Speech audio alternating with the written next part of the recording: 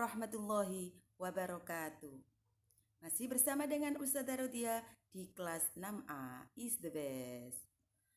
Alhamdulillah anak-anak, pada pagi hari ini dengan ucapan bismillahirrahmanirrahim, kita semua diberikan kesehatan oleh Allah sehingga pada hari ini hari Senin tanggal 27 Juli 2020 kita akan belajar bersama dengan Ustazah masih di tema 1, subtema 1, Mapel SBDP, yaitu seni budaya dan prakarya dengan judul patung. Sebelum pembelajaran pada pagi hari ini kita mulai anak-anak, marilah kita bacakan suratul Fatihah.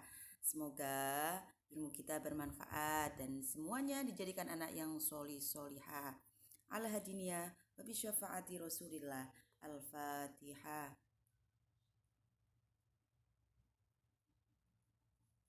Amin amin ya rabbal alamin. Selanjutnya anak-anakku, tujuan pembelajaran pada pagi hari ini yang pertama adalah diharapkan siswa dapat mengetahui jenis-jenis patung. Dan yang kedua, siswa dapat mengetahui langkah-langkah pembuatan patung.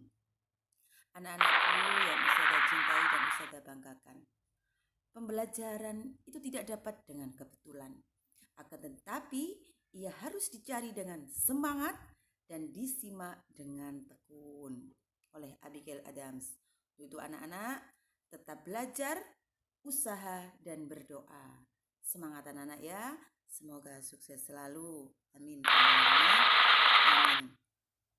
Perhatikan lukisan yang ada di berikut ini di layar HP anak-anak semuanya.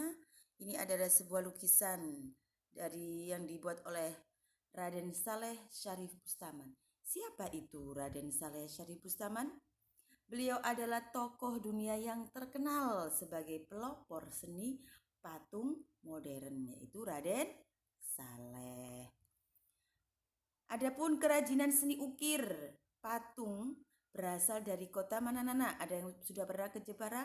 Iya, yaitu dari kota Jepara. Adapun patung itu adalah sebuah bentuk 3 dimensi yang diakui secara khusus sebagai karya seni karena keunikan dan kekhasan yang dimiliki. Adapun arca anak-anak, arca itu adalah patung yang dipahat menyerupai bentuk manusia atau hewan atau makhluk hidup. Itu namanya arca. Adapun bahan lunak ada 3 macam. Maksud Ustazah bahan patung ada 3 macam. Yang pertama lunak, yang kedua ada yang dari sedang, dan ada yang ketiga itu bahan keras. Adapun contoh yang dari lunak adalah tanah liat, semen, plastisin atau lilin mainan, bubuk kertas, gips, itu adalah contoh dari bahan lunak. Sedangkan yang bahan sedang yaitu kayu waru, kayu sengon, kayu randu, dan kayu mahoni. Dari bahan sedang, dari bahan keras, contohnya kayu, batu cadas atau andesit, logam, gading, tulang. Adapun jenis patung berdasarkan bentuknya.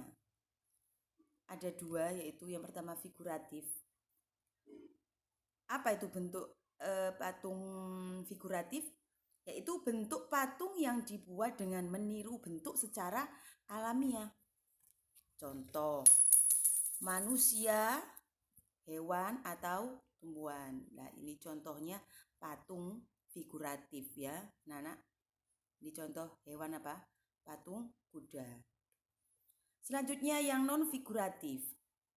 Apa itu non figuratif? Yaitu bentuk patung yang dibuat tidak seperti bentuk figuratif yang dibuat di luar bentuk aslinya. Ya, contoh seperti ini. Ini sudah tidak sesuai aslinya. Ini contoh patung non figuratif. Selanjutnya, berdasarkan jenisnya, patung ada 2, yaitu relief. Apa relief itu? Bentuk patung yang menempel pada permukaan dinding. Contoh, ada di Candi Prambanan. Relief yang ada di Candi Prambanan itu ada relief yang menceritakan kisah Ramayana. Nah, seperti ini. Kalau anak-anak sudah pernah ke Candi Prambanan di temboknya itu ada patung yang menempel pada candi, itu namanya relief. Sedangkan yang kedua, zone de pose. Apa zone de pose itu? Yaitu bentuk patung yang berdiri sendiri dan terlepas di kanan kirinya. Artinya tidak nempel lah seperti ini. Ini namanya patung zone de pose. Selanjutnya, berdasarkan fungsinya ada 6. Yang pertama, patung religi.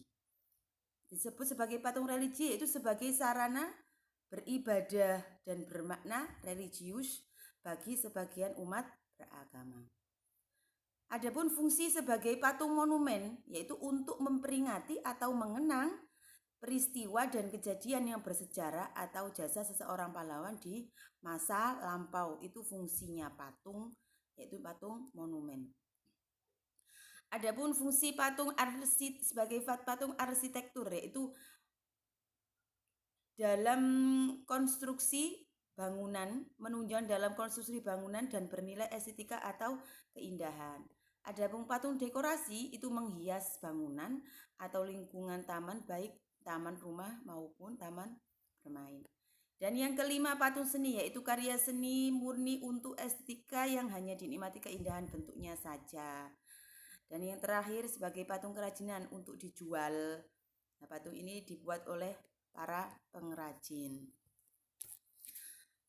Baik anak-anak, berdasarkan cara pembuatnya sekarang, patung dibedakan menjadi 3. Yang pertama patung torso, yaitu torso diambil dari kata istilah yang artinya badan. Jadi torso itu artinya apa anak? Badan. Jadi patung torso adalah karya seni patung yang penampilannya hanya menampilkan bagian badan. Nah, perhatikan.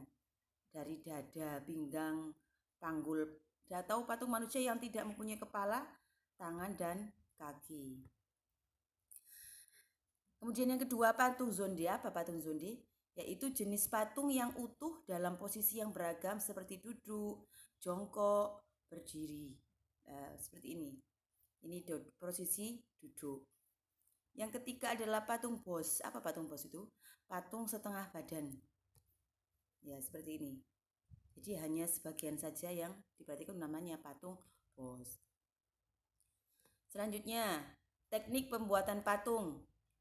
Ada yang dengan cara pahat, ada yang dengan cara membutsir, ada yang dengan cara cor, ada yang dengan cara merakit, ada juga cara membentuk, dan yang terakhir dengan cara modeling. Sekarang, apa itu teknik butsir? Butsir itu merupakan salah satu teknik pembuatan patung dengan cara mengurangi bahan lunak seperti tanah liat, gips malam, dan bahan yang berstruktur lunak lainnya sehingga tercipta karya patung yang memiliki nilai estetika. Adapun yang kedua, teknik modeling. Apa itu teknik modeling? Yaitu teknik dalam membuat patung dengan cara membuat model terlebih dahulu dan setelah itu dibentuk patung sebenarnya. Dan yang ketiga adalah teknik merakit. Teknik ini hampir mirip dengan permainan puzzle, yaitu dengan cara merakit bahan dasar patung kemudian merangkainya. Dan yang keempat, teknik cor, yaitu teknik cor ini biasanya digunakan pada proses pembuatan patung dengan bahan dasar logam. Pembuatan diawali dengan memanaskan logam sehingga mencair, kemudian dituangkan dalam cetakan patung yang telah dibentuk rupa patungnya. Yang kelima, teknik membentuk. Teknik ini merupakan teknik pembuatan patung dengan cara membentuk patung secara bertahap sehingga tercipta patung yang diinginkan. Dalam teknik ini lebih membutuhkan ketelitian dari senimannya. Tapi kualitas patung yang diperoleh biasanya lebih bagus karena menggunakan perasaan dalam membentuknya. Yang keenam, teknik pahat. Teknik pahat ini biasanya dilakukan dalam proses pembuatan patung dengan bahan dasar seperti contohnya kayu, tulang, batu granit, dan bahan dasar yang berstruktur keras, dengan cara mengurangi bagian-bagian tertentu pada bahan dasar hingga membentuk patung yang diinginkan. Ini adalah teknik pahat. Dan itu saja yang diberikan oleh Ustazah pada pagi hari ini. Dibuka LKS-nya anak-anak, halaman 27 sampai 29. Diperhatikan ada revisi Romawi 1 yang nomor 2, itu yang C, itu diganti membutsir ya nak. Selanjutnya kalian isi dulu di LKS, lanjut diisi di link ya.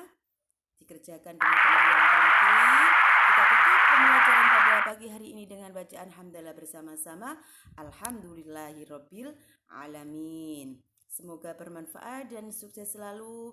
Ustazah akhiri. Wassalamualaikum warahmatullahi wabarakatuh.